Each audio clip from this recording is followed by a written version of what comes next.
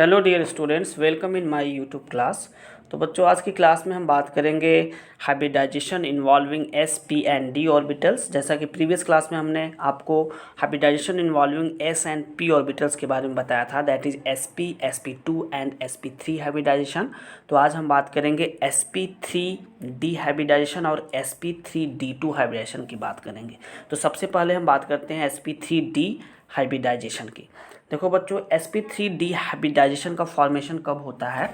जब s का एक ऑर्बिटल, ठीक है, जब s का एक ऑर्बिटल और p के तीनों orbitals that is px, py और pz, ठीक है, p के तीनों ऑर्बिटल्स px, py, pz और साथ में d का एक ऑर्बिटल, वो भी d का कौन सा ऑर्बिटल? dz2 ऑर्बिटल, जहाँ पे कि आप देखते हो कि एक्सिस पे इलेक्ट्रॉन डेंसिटी ज़्यादा होती है, ठीक है। तो इसलिए यहाँ पे dz2 ऑर्बिटल इन्वॉल्व होता है हाइब्रिडेशन में। तो s का एक ऑर्बिटल, p के तीन ऑर्बिटल्स और d का एक ऑर्बिटल दैट इज dz2।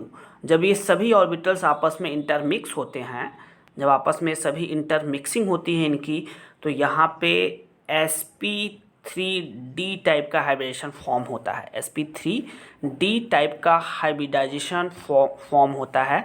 और यहाँ पे ये कितने ऑर्बिटल्स इन्वॉल्व हो रहे हैं? एक s का, p का तीन ऑर्बिटल और d का एक ऑर्बिटल, ठीक है। तो इसलिए यहाँ पे कितने हाइब्रिड ऑर्बिटल्स बनेंगे? There are 5 hybrid orbitals. तो यहाँ पे 5 हाइब्रिड ऑर्बिटल्स का फॉर्मेशन होता है, ठीक है। तो 5 हाइब्रिड ऑर्बिटल्स यहाँ पे फॉर्म होता है। तो ये 5 हाइब्रिड ऑर्बिटल्स किस तरीके से फॉर्म होते हैं देख लो। देखो, ये 5 हाइब्रिड ऑर्बिटल्स कुछ इस तरीके से फॉर्म होते हैं, ठीक है। देखो, ये 5 लाइंस हमने बनाया, हर एक लाइंस पे एक एक हाइब्रिड ऑर्बिटल्स होंगे। देखो, एक हाइब्रिड ऑर्बिटल्स इस लाइन पे होगा, दूसरा हाइब्रिड ऑर्बिटल्स इस लाइन पे होगा, ठीक है, तीसरा हाइब्रिड ऑर्बिटल्स इस वाली लाइन पे होगा और नेक्स्ट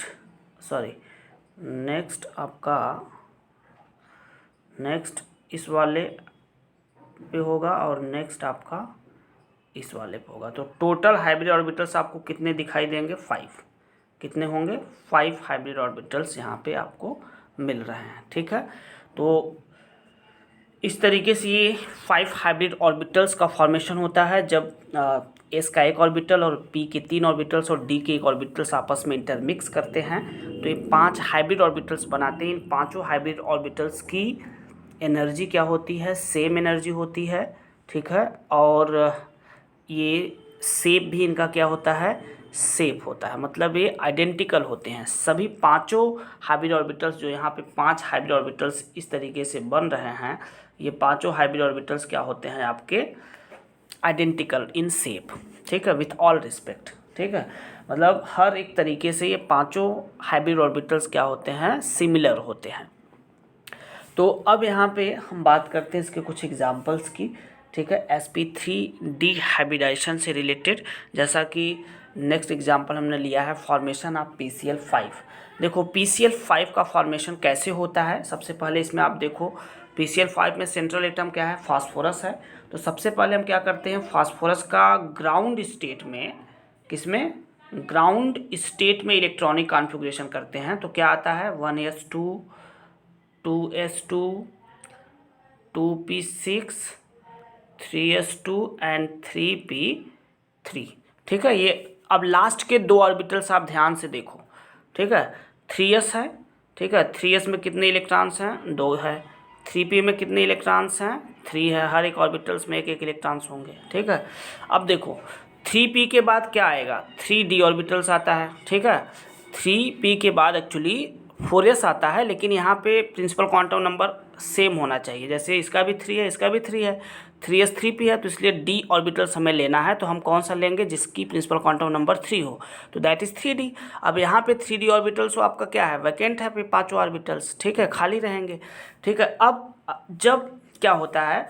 जब फास्फोरस एक्साइटेड स्टेट में जाता है, जब इसका हम एक्साइटेड स्टेट में इलेक्ट्रॉनिक कॉन्फ़िगरेशन करते हैं, तो ये 3s का एक इलेक्ट्रॉन जंप करके 3d के एक ऑर्बिटल में चला जाता है, ठीक है। तो कुछ इस तरीके से केस आपको दिखाई देगा, ठीक है। ये 3s में अब एक ही इलेक्ट्रॉन बचेगा और ये आपका जो 3p ऑर्बिटल है, इस 3p में ऑलरेडी एक एक इलेक्ट्रॉन था ही ऑर्बिटल्स में। अब ये d orbital, this is 3d orbital, this is 3d orbital. तो ये 3d ऑर्बिटल है और ये आपका 3p ऑर्बिटल है। तो इसमें जब जंप करेगा ये वाला इलेक्ट्रॉन, जब 3d ऑर्बिटल्स एक ऑर्बिटल में जंप करके एक यहाँ इलेक्ट्रॉन ऑक्यूपाई कर लेगा, ठीक है। तो आपने क्या देखा कि अब PCl5 के केस में टर्मिनल एटम कितने हैं, 5 है, और 5 terminal atom that is Cl, ठीक है। तो Cl 5 हैं, तो एक Cl इस 3s में जाके हाइब्रिड ऑर्बिटल्स बनाएगा, एक 3p के साथ हाइब्रिड ऑर्बिटल्स बनाएगा, px के साथ, एक py के साथ और एक pz के साथ, और 3d के एक ऑर्बिटल दैट इज dz2 के साथ हाइब्रिड ऑर्बिटल्स बनाएगा। मतलब हाइब्रिड डाइजेशन में पार्टिसिपेट करेगा डी ऑर्बिटल्स में, वो भी कौन सा, डी जेड। जैसा कि आप जानते हो डी ऑर्बिटल्स 5 होते हैं, d x y, d y z, d x z, d x two minus y two और d z two. D z two यहाँ पे इसलिए पार्टिसिपेट करता है क्योंकि जेड एक्सिस पे बहुत ज़्यादा इलेक्ट्रॉन डेंसिटी यहाँ पे होती है, ठीक है, बहुत मैक्सिमम इलेक्ट्रॉन डेंसिटी पाँचों ऑर्बिटल्स में अगर देखा जाए तो ये ऐसा एक ऑर्बिटल है जहाँ पे जेड एक्सिस पे, ठीक है, along the Z axis electron density जो होती है काफ़ी मैक्सिमम होती है, ठीक है।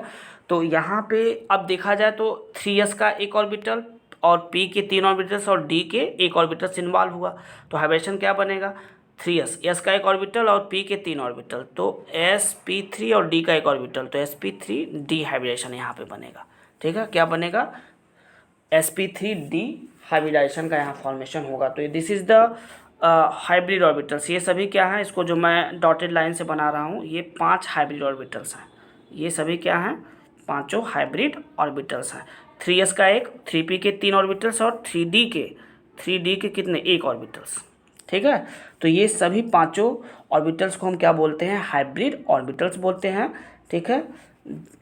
अब देखो, अगर हमें PCl5 का स्ट्रक्चर बनाना है तो वेस्पर थ्योरी के थ्रू भी आप बना सकते हो। जैसे कि हमने बताया था कि अगर स्टेरिक नंबर इसमें 5 है तो 5 के केस में हम क्या करते हैं, ट्रायंगल ऐसे बनाते हैं और बीच में हम फास्फोरस को रखते हैं, सेंट्रल एटम फास्फोरस है, इसको इस तरीके से मिला देते हैं। तीनों क्या है, इक्वेटोरियल बॉन्ड है, और ऊपर और एक नीचे, ये ऊपर और नीचे वाले हम क्या बोलते हैं, एक्सियल बॉन्ड बोलते हैं। तो 5 Cl है, पाँचों Cl को हम एक एक करके यहाँ पे ऐसे क्या कर सकते हैं, कनेक्ट कर सकते हैं, ठीक है। तो this is the structure of PCl5। अब ये कंप्लीट ज्योमेट्री अगर इसका बनाना है तो यहाँ पे सभी को हमें क्या करना होता है, इस तरीके से मिलाना होता है। एक्सियल बॉन्ड को इक्वेटोरियल बॉन्ड से क्या करना पड़ता है, इस तरीके से मिलाना होता है, और इसको इस वाले लाइन से और इसको इस वाले लाइन से। तो अब ये जो ज्योमेट्री आप देख रहे हो, this is the complete geometry of PCl5।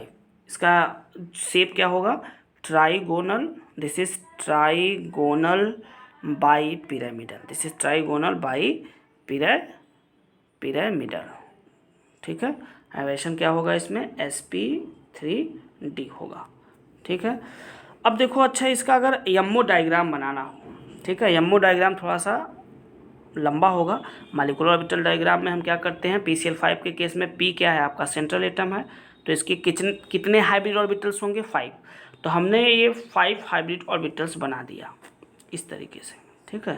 ये मान लो हमने 5 हाइब्रिड ऑर्बिटल्स बना दिया, ये कुछ इस तरीके से एक हाइब्रिड ऑर्बिटल्स हो गया, और इस वाली लाइन पे एक हाइब्रिड ऑर्बिटल्स हो गया, इस वाली लाइन पे एक हाइब्रिड ऑर्बिटल्स हो गया, इस वाली लाइन पे एक हाइब्रिड ऑर्बिटल्स हो गया, और इस वाली लाइन पे एक हाइब्रिड ऑर्बिटल्स हो गया, ठीक है। 5 हाइब्रिड ऑर्बिटल्स हो गए, ठीक है।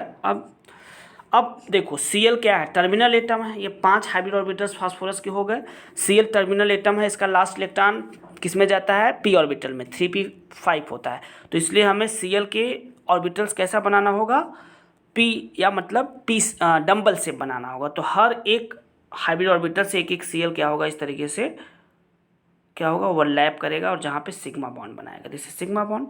यहाँ भी देखो इस तरीके से ये ओवरलैप करके सिग्मा बॉन्ड बनाएगा, यहाँ भी देखो इस तरीके से ओवरलैप करके ये सिग्मा बॉन्ड बनाएगा, यहाँ भी इस तरीके से ओवरलैप करके ऐसे एक सिग्मा बॉन्ड बनेगा, और यहाँ भी इस तरीके से ओवरलैप करके एक सिग्मा बॉन्ड बनेगा, ठीक है। तो this is the ammo diagram, this is the molecular orbital diagram of PCl5, ठीक है। तो ये देखो यहाँ पे कितने सिग्मा बॉन्ड है, 5 सिग्मा बॉन्ड है। ठीक है। आप स्ट्रक्चर में भी देखोगे, PCl5 के स्ट्रक्चर में भी आप देखोगे तो आपको पांचों क्या दिखाई देंगे, पांचों क्या दिखाई देंगे, आपको सिग्मा बॉन्ड दिखाई देंगे। ठीक है, पांचों क्या दिखाई देंगे, सिग्मा बॉन्ड। देखो यहाँ पे ये भी 1 2 3 4 5 सिग्मा बॉन्ड होंगे। ठीक है, तो इस तरीके से आपने क्या देखा, 5 सिग्मा बॉन्ड है PCl5 में, इसमें पाई बॉन्ड नहीं है। ठीक है, this is the ammo diagram of PCl5। इसको प्रैक्टिस कर लेंगे आप लोग कॉपी में। अब देखो नेक्स्ट जो है हमें पढ़ना है that is sp3d2 hybridisation. sp3d2 hybridisation में क्या होता है, देखो बच्चों, s का एक ऑर्बिटल और p के तीनों ऑर्बिटल्स px py और pz तीनों ऑर्बिटल्स हाइब्रिडाइजेशन में पार्टिसिपेट करते हैं, हाइब्रिड ऑर्बिटल्स बनाते हैं। और d का 2 ऑर्बिटल, कौन कौन सा, जहाँ पे इलेक्ट्रॉन डेंसिटी ज़्यादा है, एक्सिस पे इलेक्ट्रॉन डेंसिटी सबसे ज़्यादा z के केस में है। उसके बाद दूसरे नंबर पे कौन आता है, x2 माइनस y2।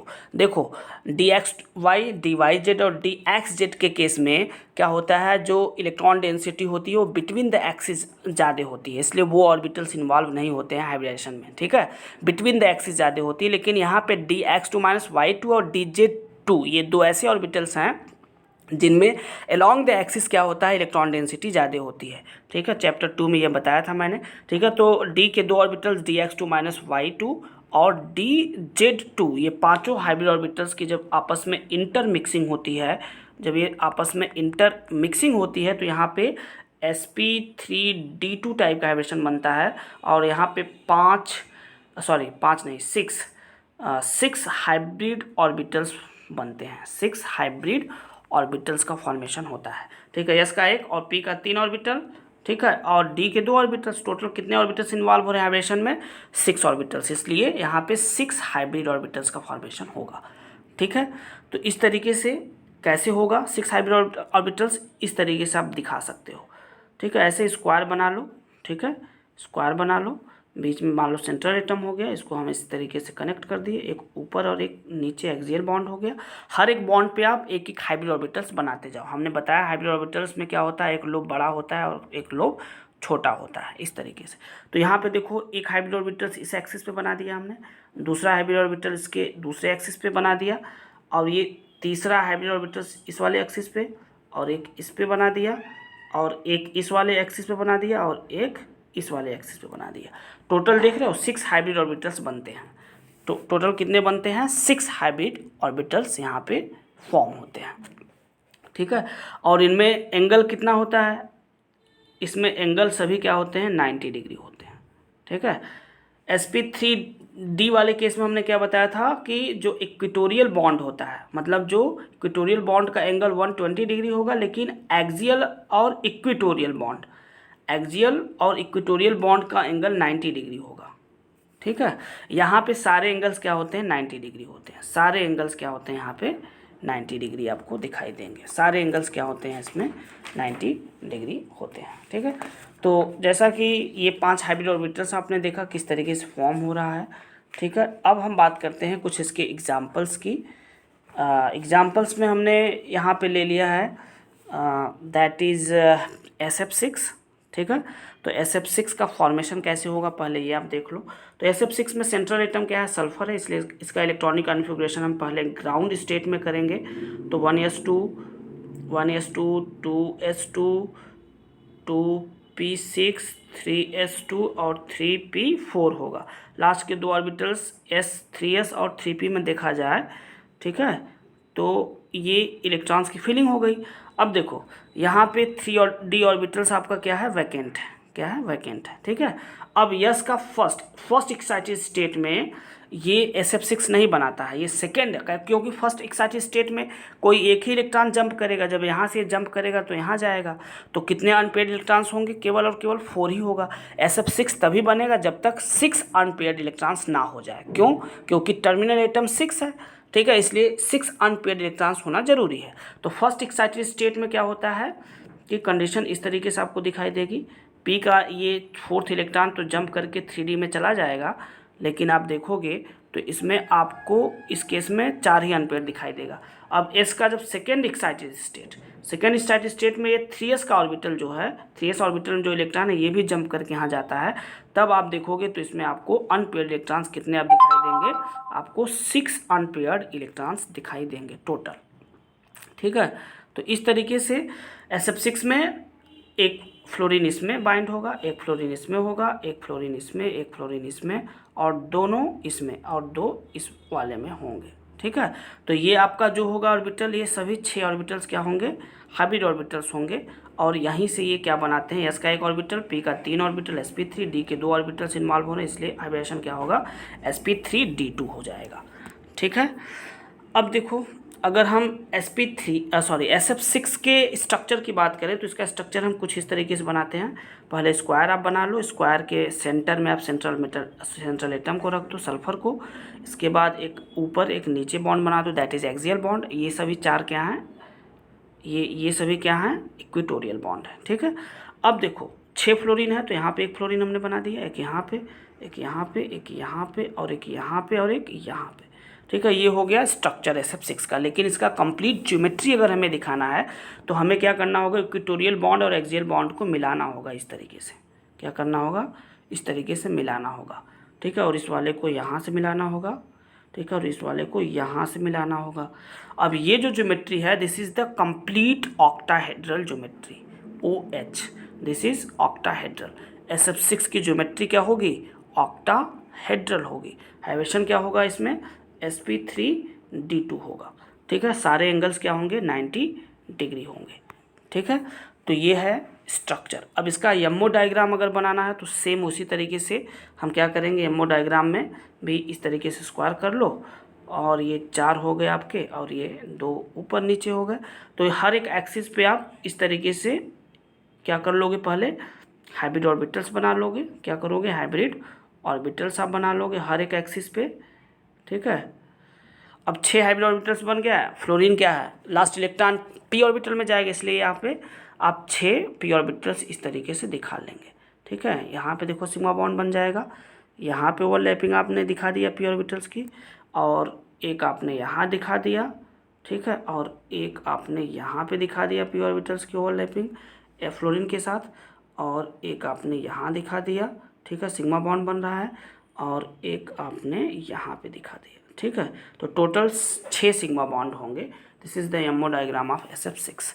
ठीक है बच्चों, अब देखो सेम इसी तरीके से एक होता है sp3d3 हाइब्रिडेशन, जिसमें d के 3 ऑर्बिटल्स इन्वॉल्व होते हैं। ठीक है, d के 3 ऑर्बिटल, dx2 -y2 और एक dz2, और साथ में dxy ऑर्बिटल इन्वॉल्व होता है हाइब्रिडेशन में। तो यहाँ पे sp3d3 बनता है। एक्चुअली ये पूछता नहीं, उतना इंपॉर्टेंट है नहीं, एनसीईआरटी में भी नहीं है। एनसीईआरटी में जो भी हाइब्रिडेशन दिया है वो जरूर आप पढ़ लीजिएगा, एनसीईआरटी से ही क्वेश्चंस पूछे जाते हैं मैक्सिमम। ठीक है, इसको आप जरूर अच्छे से एनसीईआरटी भी देख लीजिएगा, हाइब्रिडेशन किस तरीके से ऑर्बिटल डायग्राम बनाया है। ठीक है, कोई डाउट होगा तो आप पूछ सकते हैं। इसका सबसे बेस्ट एग्जाम्पल जो होता है दैट इज़ IF7 में sp3d3 टाइप का हाइब्रिडेशन पाया जाता है। ठीक है बच्चों, तो ये हाइब्रिडेशन कॉन्सेप्ट था। हाइब्रिडेशन आपको इतना ही पढ़ना है, और कैसे डिटरमाइन किया जाता है हाइब्रिडेशन हमने ये बता दिया था। ठीक है, कैटायंस में कैसे निकालते हैं, एनहांस में कैसे निकालते हैं, न्यूट्रल मॉलिक्यूल्स में कैसे निकालते हैं, और हाइब्रिडेशन का क्या रोल है वेस्पर थ्योरी में, ये भी हमने आपको बता दिया था वेस्पर थ्योरी में। तो हाइब्रिडेशन कॉन्सेप्ट इतना ही। अब नेक्स्ट जो आपका टॉपिक है that is molecular orbital theory, जो बहुत ही इंपॉर्टेंट है, मॉलिक्यूलर ऑर्बिटल थ्योरी है। और एक और टॉपिक इसमें बचा है आपका दैट इज़ हाइड्रोजन बॉन्डिंग। ये 2 टॉपिक्स अभी इस चैप्टर में बचे हैं, हाइड्रोजन बॉन्डिंग और आपका molecular orbital theory. Molecular orbital theory थोड़ा बड़ा है ये टॉपिक। ठीक है, तो मॉलिक्यूलर ऑर्बिटल थ्योरी को हम एक्सप्लेन करेंगे नेक्स्ट वीडियो में। ओके बच्चों, thanks for watching. Okay, thank you, have a good day.